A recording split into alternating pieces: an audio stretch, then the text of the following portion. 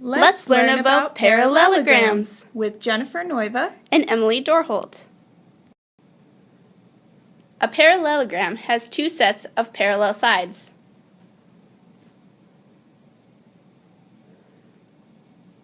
It also has four vertices or corners, 1, 2, 3, 4, and four angles, 1, 2, 3, 4, whose measures all add up to 360 degrees. In a parallelogram, adjacent angles add to 180 degrees. This means angles next to each other. Also, opposite angles are congruent, meaning they have the same measure. Opposite angles are on opposite sides of the parallelogram. These are examples of parallelograms. As you can see, each of them have two sets of parallel lines.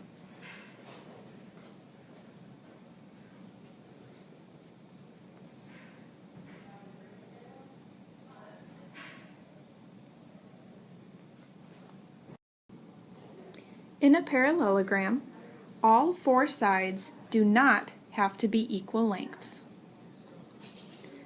but opposite sides must be of equal length.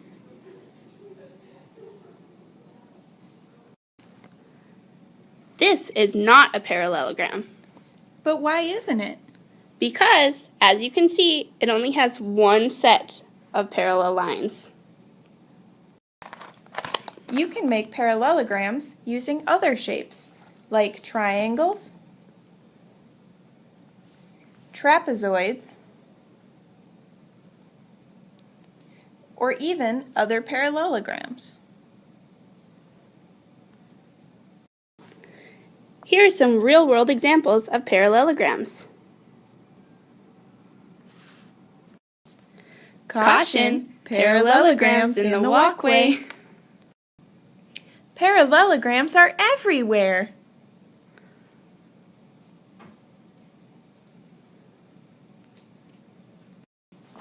Let's review.